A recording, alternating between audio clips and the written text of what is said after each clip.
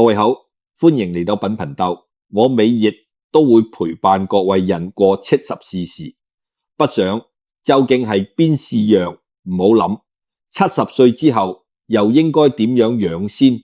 俗話講，心態決定狀態，狀態決定神態。人過咗70歲，已經踏入古稀之年。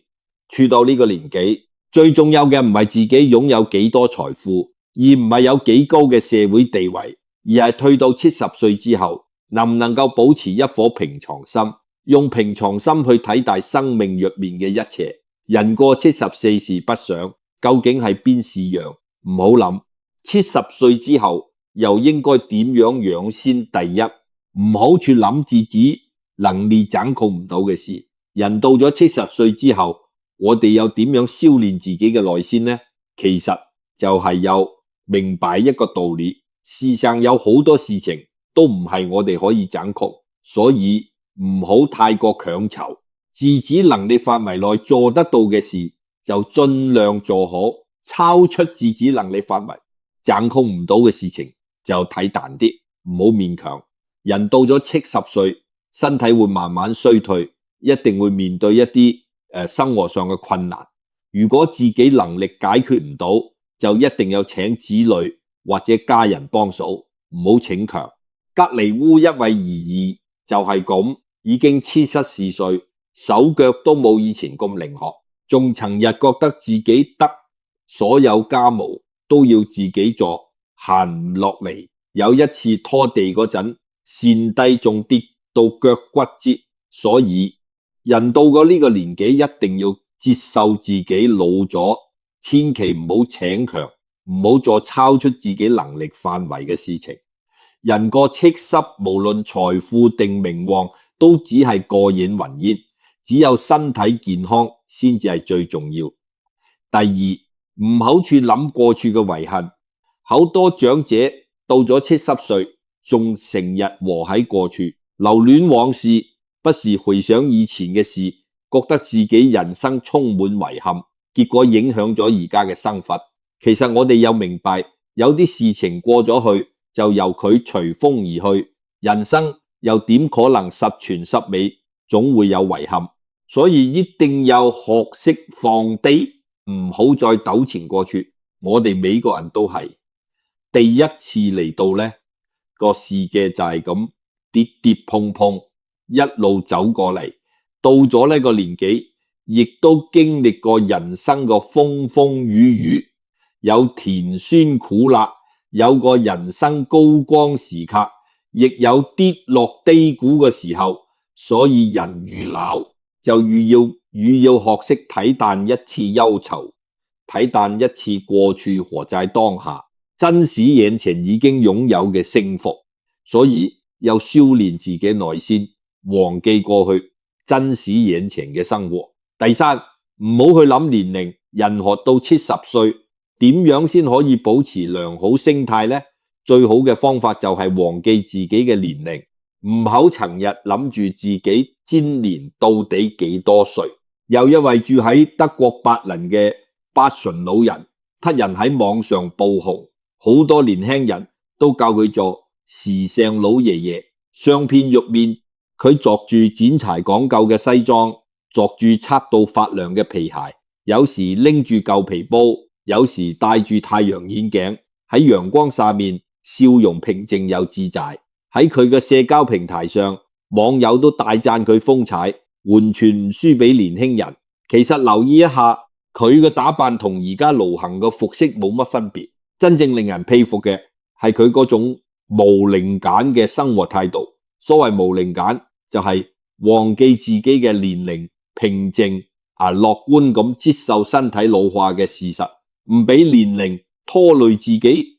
喺年齡增長嘅過程中，忘記年齡，唔好令年齡成為自己變老嘅理由。無論我哋幾多歲，只有好心態，只有自己唔覺得老生學，就永遠正當好。第四，唔好去諗走失之事。點解到咗70歲之後就唔好再諗走失之事呢？因為去到70歲，我哋又明白自己身體同精力都非常有限，一定要好好保養身體，所以要克制自己嘅慾望，唔好再沉迷酒色。李玦係蘇東坡嘅門生，佢喺《詩友談記》入面記載咗一件事。有一日，王實、王陵兩兄弟一齊去拜訪蘇東坡，因為王實係韓維嘅女婿。傾談期間，東坡問起韓維近況，兩兄弟回答：自從辭官退休之後，老人家特別中意熱鬧頌，曾經同人講會以農老，且將聲樂酒色以餘年，不宜無以度日。意思即係話我已經年老衰弱，做唔到乜嘢，只可以喺聲樂酒色之中搞手手快樂，打發晚年。追求聲樂酒色，講到底就係享受眼前生活，辛苦咗一世，好唔容易退休，梗係想好好享受。呢個亦都係唔少老人家嘅想法。不過蘇東坡就唔認同佢同王實、王陵講，如果韓維真係覺得自己已經風燭殘年，就請你哋帶句說話俾佢，只有好好處理自己嘅事情，與其勞身聲色，不如趁仲未死之前放低將要離開嘅一切。晚年最重要係清靜，生活簡單，慾望減少，唔好俾壞惡困住自己嘅心。蘇東坡教導我哋，人老咗，思想又單純，生活又簡單，行為又檢點，唔妄想，唔妄為，唔俾壞惡。左右身邊確實見過一啲老人家70歲之後仲誠意吹燈紅酒綠嘅地方，其實咁樣只會過度透支體力，消耗負氣，甚至晚節不保。所以處到70歲之後，就唔好再諗酒色之事，盡量降低慾望，將生活重心放喺鍛煉身體方面。每日堅持做30分鐘運動，可以去公園散步，而可以做一啲溫和運動，例如打乒乓球、打太極都非常適合。長者人過70，有一個朋友，有一個知己，有一個安樂窩，有一個伴有數數積蓄，忘記年齡，忘記名利，忘記怨恨，忘記煩惱，健康永遠排第一。學得糊塗一啲，學得瀟灑一啲，學得快樂一啲，呢個就係人生3個層次，最重要係能夠套到快樂同幸福。70歲退休10年，儲落80萬。我想同各位分享我嘅儲錢方法，希望可以幫到各位。我今年70歲，老闆今年65歲。我同老闆退休之前都係普通工人，所以退休金都唔交。我每個月退休金仲未夠4000元，老闆個退休金仲低，每個月只有2100元。雖然我同老闆退休金都唔交，但我哋仍然靠自己嘅智慧喺退休後10年之內儲到80萬積蓄呢。筆錢代表嘅唔單止係財富，更係我哋安心養老嘅底氣，而係多年嚟精心規劃同生活智慧嘅成果。俗話講，獨樂樂不如眾樂樂。在此，我就將自己儲錢嘅方法同心得分享俾各位，希望可以幫到更多人。首先我想講，作為普通市民，作為一名普通退休工人，我哋冇太多賺錢嘅渠道，所以量入為出就顯得非常重要。好多人都認為理財係有錢人先會做嘅事，對窮人嚟講，收入只係啱啱夠，生活理財根本就係一個貴命題。我就唔係咁睇，雖然我都係一個窮人，但唔會因為自己冇乜錢就放棄令財富增值。我認為一個人越冇錢就越有努力儲錢，有咗第一桶金之後，先有機會作到前奏，前令財富增值。我退休之前，屋企根本冇乜積蓄，之前為咗幫一對仔女辦婚事，我哋唔單止用晒所有積蓄，仲欠落一啲債務，直到我退休嗰年先啱啱還清所有債務。退休之後，我攞住每個月唔夠4000元退休金，善先士卒咁同老闆講，我一定要喺10年之內儲到80萬。老闆唔信話我吹牛，我哋兩個退休金咁低，點可能儲到咁多錢？我好肯定咁同老闆講，只有佢俾我管屋企，我一定做得到。老闆話，窮人一個屋企有乜好管？我早就唔想理，邊個中意管就邊個管。老闆呢，據說話正中我下懷，由嗰而始，我就接手掌管屋企嘅財政大權，針對屋企嘅經濟情況，我做咗詳細規劃，整理好儲錢思路，並且一直堅持就住呢個方法過日子。自從我管屈企之後，再冇鋪張浪費嘅情況。以前老本管屈企嗰陣，一見超市減價，就成日買一大堆唔實用嘅嘢返嚟，花咗唔少錢，最後都係掉晒。我接手之後，呢類事情再冇發生。我同老闆約定，一定要嚴格控制生活，成品用唔着嘅嘢，就算幾平都唔買生活用品，只買啱用嘅，唔買貴嘅，避免一切唔必要嘅浪費。以前老闆特別中意買衫，見到中意嘅，就算幾貴都有買返屋企，買返嚟啲衫根本阻唔到，其次就一直擺喺箱底。自從我管屈企之後，我就同老闆講，以後唔好再買衫。我哋兩個都退休，每日都留喺屈企，做得幾光鮮都冇人睇，倒不如慳返買衫啲錢用喺飲食方面，有健康身體比乜都重要。老闆覺得我講得有道理，自此之後就冇再亂買衫。自從老闆唔再買衫之後，屋企生活開支即刻降咗落嚟。我哋除咗食飯之外，冇乜大額支出，所以每個月開銷都好低，生活費減少咗，可以儲落嚟嘅錢自然就多咗。喺儲錢嘅過程當中，我唔單止靠銀行儲蓄，仲積極學習理財知識，尋找穩陣嘅錢方法，希望做到收益最大化。經過細心學習同研究，我對各種理財產品都非常熟悉。喺確保穩陣嘅情況下，我有選擇咁買咗一啲低風險理財產品，股票同資金等等，令資產多元化增值。透過多元化理財，我啲錢就好似滾雪球咁，財富增值速度好快。雖然呢啲風險投資增值得快，但唔適合每個人。我敢買都係因為經過不斷研究同學習，先至有咁嘅信心。我喺度想提醒各位，買風險理財產品之前，一定要徹底了解清楚，千祈唔好喺乜都唔識嘅情況下，一時衝動盲目買入，咁樣做實踐嘅機會好大。喺進行風險投資嘅同時，我一直堅持定期儲蓄。我同老伴嘅退休金一到數，我就第一時間拎一部分去做定期。有咗呢啲定期儲蓄做後盾，我先可以喺做風險投資時始終保持冷靜同從容。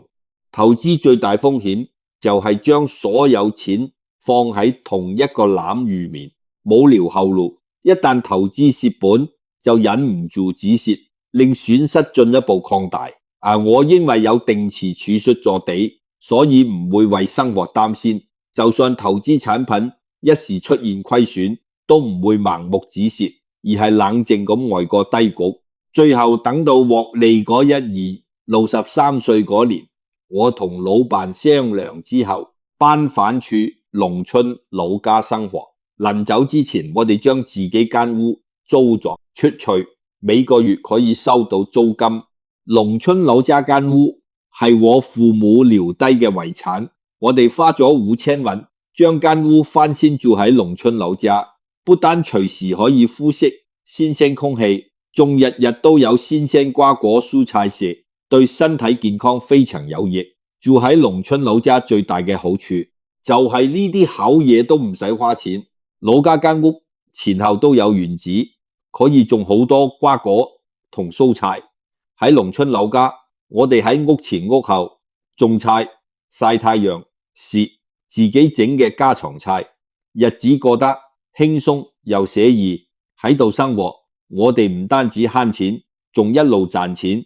住老家間屋唔使花一魂，曾使間屋租咗出去，每個月收到租金比老闆退休金仲高，簡直就係瞓喺度都可以賺錢，諗似都開心。短短10年之內，我哋唔單止儲到80萬種，資助咗仔女。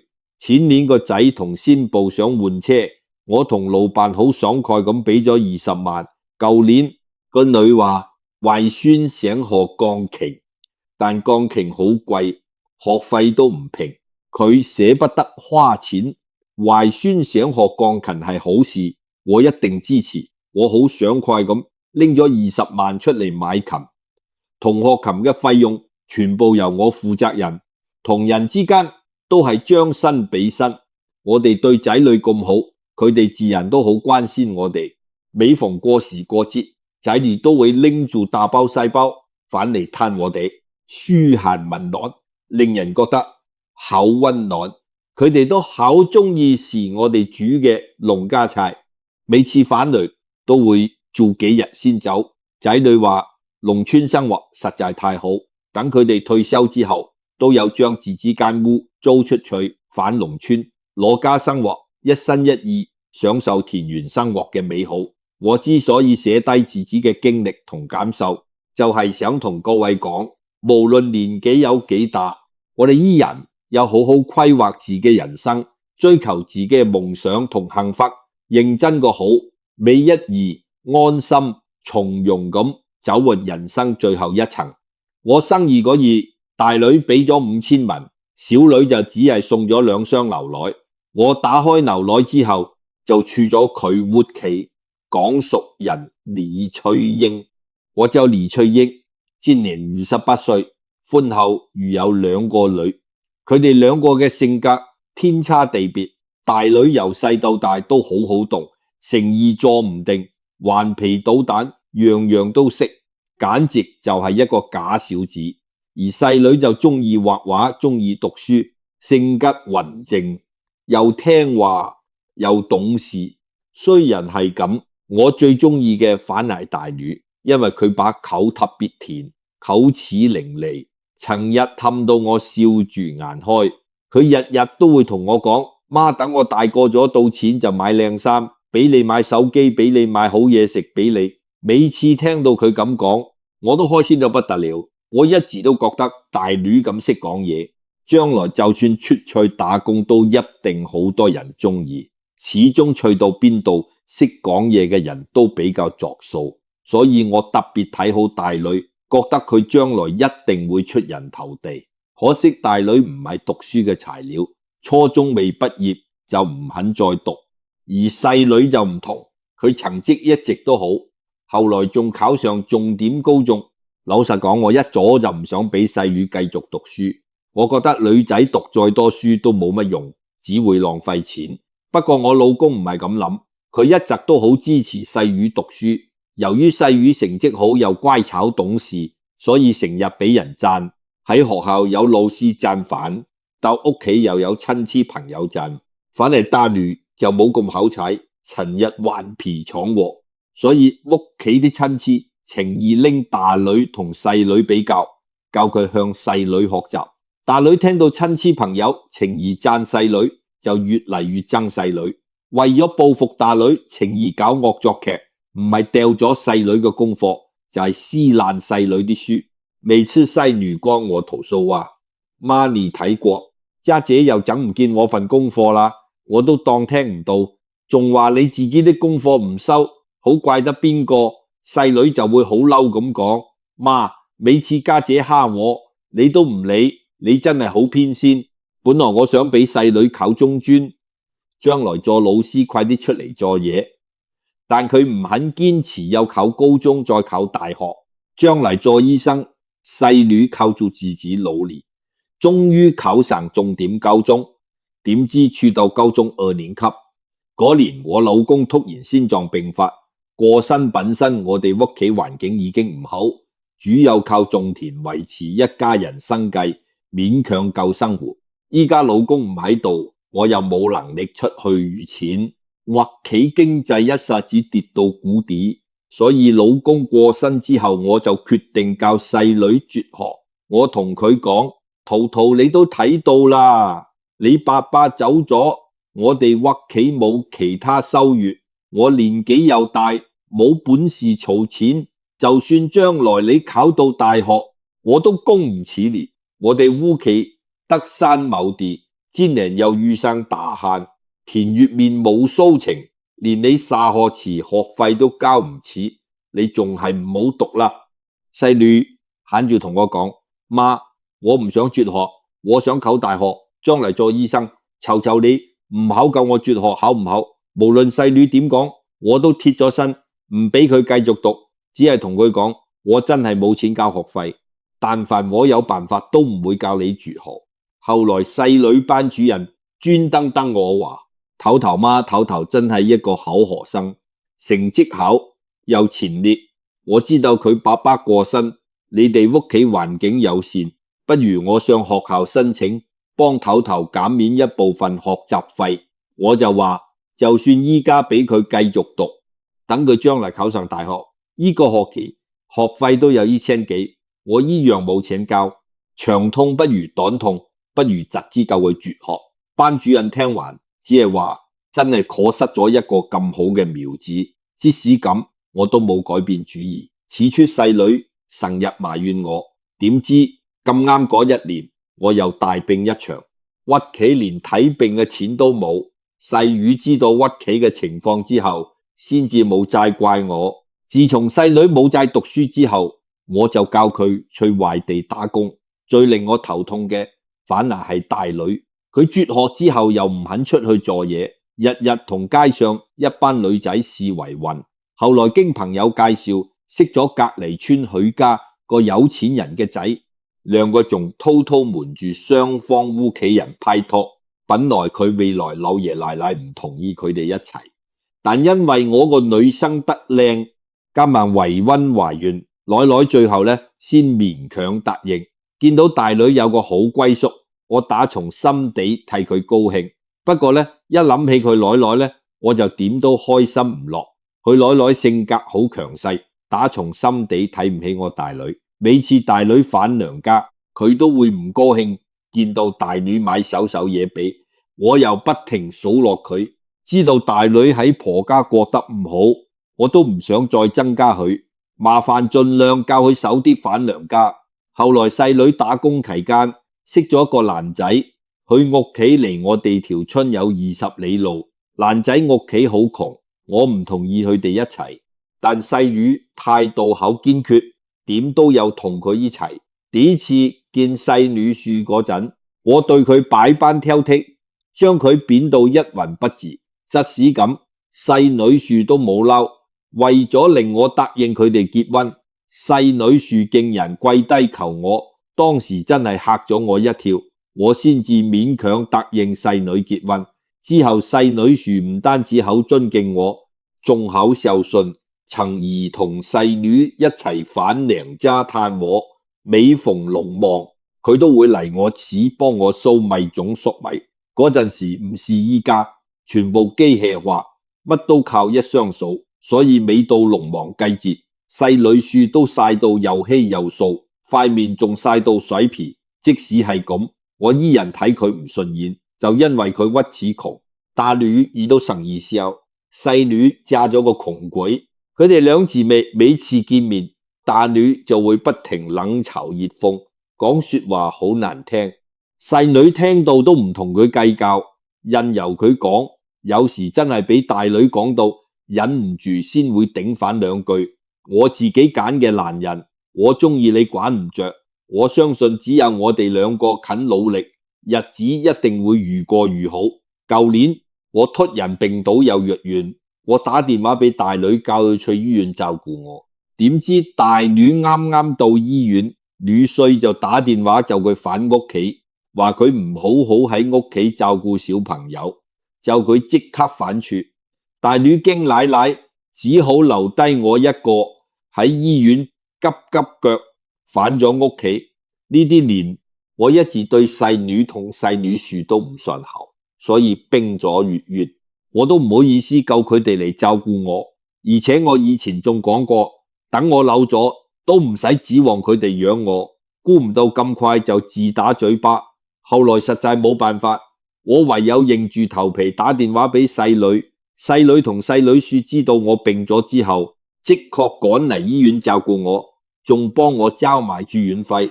我住院期間，細女同細女婿無微不至咁照顧我，尤其係細女婿幾乎寸步不離，每日仲幫我倒尿頻。唔知情嘅人仲以為佢係我個仔，個個都讚佢孝順。瞓喺病床上，我諗咗好多，我諗起咗大女婿。雖然佢屋企有錢，但大女婿一直都睇我唔起，一年到晚好少嚟我哋屋企，有時連我生意都唔嚟，就係睇晒細女婿呢。幾年佢為我做咗咁多，但我一直處處刁難佢，從來冇俾過佢好面色。嗰一刻，我真係後悔莫及，後悔當初唔應該咁樣對佢。經歷咗一場大病之後，我終於徹底了解細女婿。我明白咗一個道理，就係我老咗，想靠大女婿養老照顧我根本冇可能。我真正可以依靠嘅人只有細女同細女婿。所以自從我出院之後，我打從心底接受咗細女婿呢幾年。大女同細女好少來往，關係差到極點。隨住我年紀越來越大，我覺得佢哋唔應該再咁樣落去。畢竟等我百年歸老之後，佢哋兩個先係最親嘅親人。我應該盡力緩和佢哋之間嘅關係，唔可以再縱容大女，處處針對細女。我希望佢哋可以相親相愛，互相扶持。正當我煩惱唔到理由令佢哋和好嘅時候，我睇咗日曆，發現就快到我生日。於是我借呢個機會打電話俾佢哋兩個，叫佢哋星期日帶埋啲細佬返嚟，一家人聚一聚。嗰日細女一早就到咗，返到嚟之後又幫我執台，又幫我洗衫，打掃一個周咗都冇停過。收拾好之後，佢又即刻入廚房準備午飯，忙到團團轉。大女就同平時一樣，自己帶住個仔嚟，一到步就好似領導咁，不停挑細女毛病。細女冇同佢一般見識，冇理佢。點知食飯嗰陣，佢仲故意冇事，撳事令細女難堪。大女話：媽，今日你生日，我都唔知買乜俾你呢，度有5000元，你攞住想買乜就買乜。我話你份心意我收到啦，我有錢你自己留返嚟用啦。大女話：你養大我唔容易，你生日我點都有表示下媽辛苦你啦。講完就將封利是遞咗俾我，我開心咁收低咗。之後佢望住細女話：頭頭，今日媽生日，你準備咗幾多利是俾媽呀？唔好同我講你冇準備，我頭先俾咗媽5000元，你唔會淨係買咗2箱牛奶呀？細女同細女婿望做大女冇出聲。細女話：媽生日，你俾幾多係你嘅事，我哋屋企冇乜錢，我真係淨係買咗2箱牛奶。我相信就算我1元都冇俾媽，佢都唔會介意。大女話：都係嘅，好似你哋呢啲窮人，估計5000元都係你哋幾個月生活費啦。不過平時買2箱牛奶都算，今日好歹都係媽生日，你應該買啲燕窩俾媽。我買個蛋糕都花咗幾百蚊，你買2箱牛奶仲唔使100元，未免太孤寒啦。本來細女唔想同佢計較，但大魚一直講個不停，細魚終於忍唔住同大魚嘈咗起嚟。最後細魚唔想嗰度太難睇，就帶住個仔走咗。臨走之前，佢仲再三叮囑我，叫我盡快飲細啲牛奶。當時我仲以為啲牛奶就快到期，冇放喺先度，見到咁嘅情況，我心裏面好難受，就同大女講：你睇下你，每次見到你妹妹都係咁，你哋兩個成日針鋒相對，幾時先至還呀？將來我唔喺度，佢就係你最親嘅親人，你哋就唔可以好好相處咩？大女話，我最睇唔過眼佢扮清高，我唔想同佢好好相處，佢唔係我美美，我討厭佢。我嘆咗一口氣，都唔知點樣先可以化解佢哋兩姊妹之間嘅心結。一場好好嘅生意飯就咁俾大女搞到不歡而散。細女走咗冇幾耐，大女個仔話想飲牛奶，於是我打開咗細魚送嚟嗰兩箱牛奶，點知一打開我即刻呆咗，原來牛奶箱裏面放咗1萬文，我以為係細女唔記得拎返，於是即刻踩電單車去細女屋企。去到之後，細女見到我先愣一愣，跟住問我，媽，你點解嚟咗？我即刻喺大度拎出嗰1萬文，話我打開牛奶見到裏面有1萬文，係咪？你唔記得拎緊，我送返俾你。細女話啲錢唔係我唔記得拎，而係我哋俾你，你做乜送返過嚟？我疑惑咁話，俾我，咁點解唔直接俾我，又放喺嗰牛奶箱入面，咁樣好唔安全嘅？仲有頭先你家姐問你俾咗幾多我，你點解唔講？細女話我家姐自尊心強，如果俾佢知道我哋俾咗你咁多錢，都唔知佢會點諗。我知道呢幾年佢過得都唔容易，佢奶奶同老爺一直都睇佢唔起，每次俾你嘅錢其實都係佢自己偷偷儲落嘅私己錢，我只係睇穿唔講穿，我唔想佢難過，更加唔想佢尷尬，所以先諗到呢個方法。我話你哋生活已經夠緊張，仲俾我咁多錢做乜呢？啲錢我唔可以收，你哋留返自己用啦。我有錢啦，幾年多得你哋照顧，成日買生活用品俾我，我一年都用唔到幾多錢。細女婿話，媽，我哋俾你，你就收低啦，唔使同我哋劇氣。我同圖圖喺鎮上開咗間早餐店，啱開始生意可能唔係幾好，但我哋誠信經營，待人又好，所以生意慢慢越做越好。依家手頭鬆動咗，有錢啦，呢啲錢你就攞住用啦。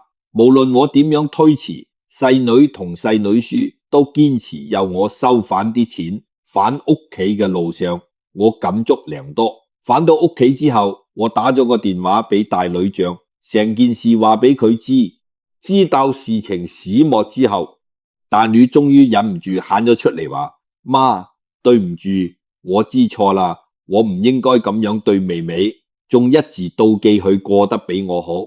我之所以妒忌佢，係因為由細到大，佢搶走咗我嘅光環，親戚朋友個個都讚佢，話我唔激佢。依家佢大個咗，運氣仲咁好，嫁咗個咁疼佢嘅老公，就連奶奶同老爺都好錫佢。